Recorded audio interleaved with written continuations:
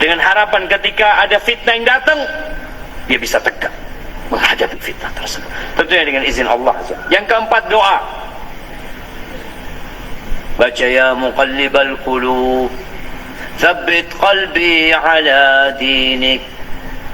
Baca Allahumma inni a'udzu bika min syarri sam'i wa min syarri basari wa min syarri lisani wa min syarri qalbi wa min syarri mani. Minta Allah, aku berlindung kepadamu dari kejahatan pendengaranku, dari kejahatan penglihatanku, dari kejahatan lisanku, dari kejahatan jiwaku atau hatiku, dan dari kejahatan air maniku. Minta. Allahumma inni as'aluka tsabata fil amr wal azimata 'ala ar-rusyd. Ya Allah, aku minta ketetapan dalam urusan ini dan semangat yang kuat dalam menjalankan agama di atas kebenaran. Rabbana la tuzigh qulubana ba'da idh hadaitana wa hab lana min ladunka rahmah innaka antal wahhab. Kemudian jamaah, perbanyak baca Al-Qur'an. Perbanyak dengan artinya. Biasanya nanti ini kita mau masuk Ramadan akan muncul pertanyaan, Ustadz, mana yang lebih utama? Menghatamkan Al-Quran atau membaca sama artinya tapi tidak hatam? Ini orang apa cuma baca Quran di bulan Ramadan? Sepanjang tahun kemana engkau tidak tanya? Kenapa pertanyaan itu baru muncul sekarang? Karena baru mulai baca Quran, baru mulai nih. Kalau sepanjang tahun antum baca Quran, nggak perlu tanya itu.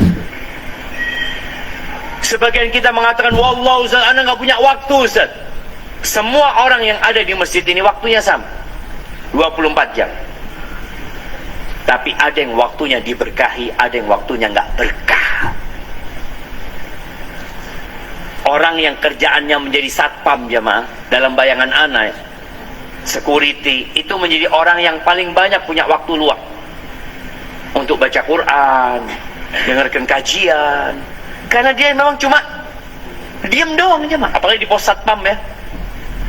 Melihat jam, kok nggak pagi-pagi gitu. Kita semua punya waktu, tapi antum gunakan untuk apa itu yang harus antum tanyakan. Kemudian yang keenam, cari sahabat yang baik. Karena jalan terjal itu kadangkala antum capek. Kalau sendirian itu capek, tapi kalau ada temennya, antum contoh nih ya, ketika antum masuk masjid sholat tarawih, Masya Allah, 1 rakaat imamnya baca 4 lembar. Antum awalnya mau lemes, aduh kok panjang banget, tapi lihat di sebelah anak kecil semangat, waduh masa anak kalah sama dia. Lihat di sebelah kiri kita ada orang tua yang dia kakinya cuma 1 tapi dia tetap berdiri. Kira-kira antum mau duduk jemaah? Malu. Itu manfaat teman-teman baik. Makanya ana minta antum yang ada di sini, jangan sampai tidak kenal dengan yang di sebelah kanan dan kirinya. Ana mau tanya ya, antum. Ya, antum kenal nggak sama yang di kiri antum? Enggak kan? Katanya mau istiqomah. Kenalan dulu, coba kenalan dulu. Tanya dari mana? Allah jemaah, coba semuanya kenalan dulu. Ini cara yang keenam ini dipraktekkan. Oh iya tahu. Tahu nanti datang kajian lagi nggak cari sohib. Ini tempat cari teman baik jemaah. Baik, fadhal antum kenal dulu, ana mau minum dulu.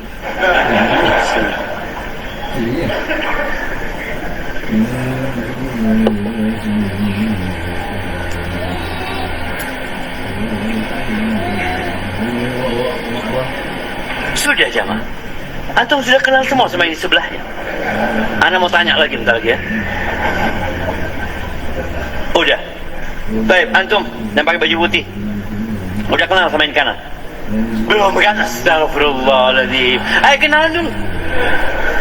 Jamaah ini bener, antum pikir ini ana cuma menyampaikan sekedar teori ya? Dipraktekkan sekarang ini.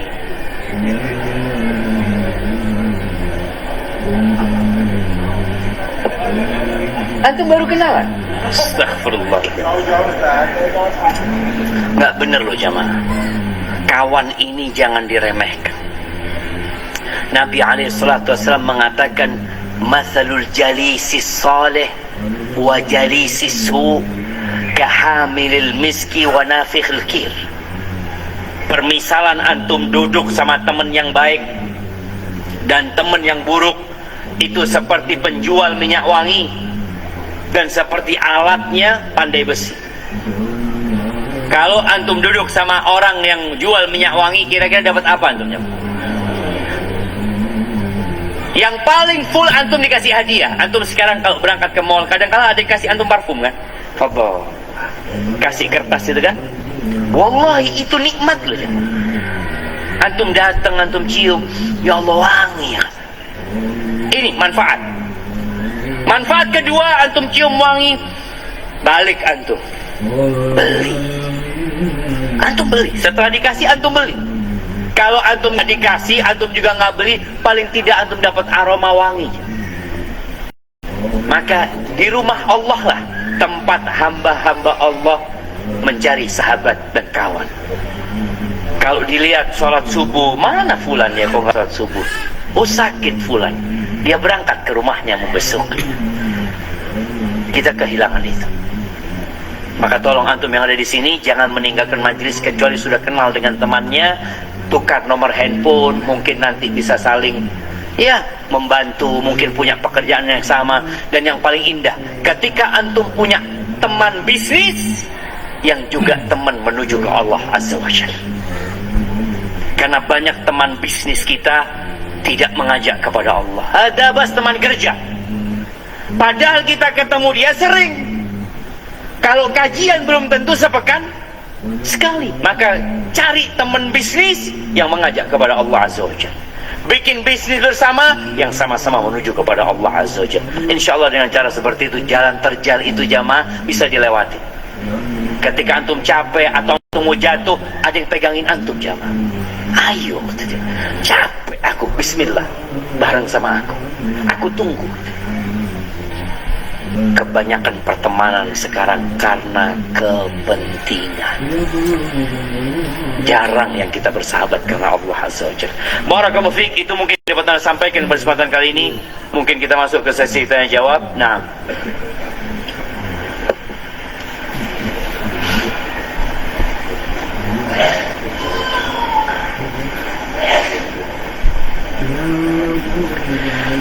Ustaz, di saat kajian seperti ini iman jadi naik, namun setelah pulang iman jadi turun.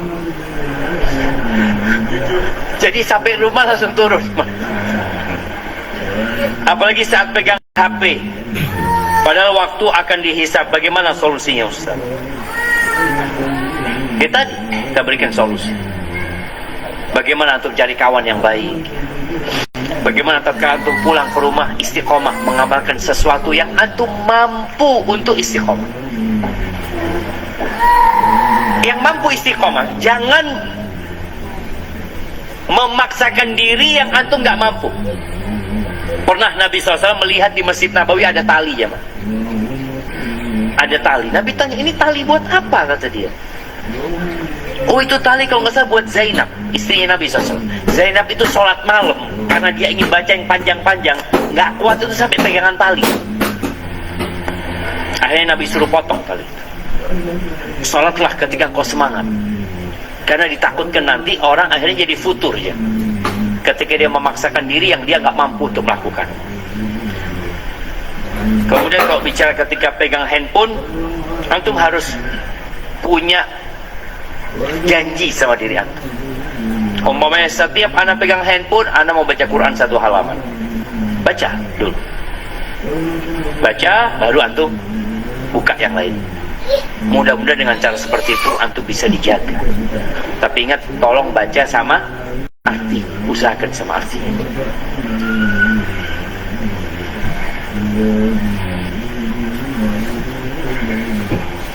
Bagaimana cara menjaga hati agar tidak merasa lebih baik dari orang lain? Nah, cara menjaga hati antum ingat sama orang pertama yang merasa lebih baik dari orang lain. Siapa? iblis. Allah laknat gara-gara dia merasa lebih baik dari Adam. Qala ana khairun minhu, aku lebih baik dari dia. Akhirnya dilaknat sama Allah. Dan ingat, boleh jadi orang itu yang antum anggap antum lebih baik, dia punya amalan yang tersembunyi yang menyebabkan dia husnul khatimah, dan antum dengan amalan zahir antum bisa jadi su'ul khatimah. Standar orang itu baik atau tidak kapan? Mati. Ketika mati. Makanya sampai Al-Hasan Al-Basri kalau nggak salah rahimahullah ta'ala memberikan tips agar kita bisa tawadhu. Apabila engkau melihat orang yang lebih tua dari engkau, maka engkau katakan kepada dirimu, orang ini lebih dulu sujud kepada Allah daripada aku. Iya.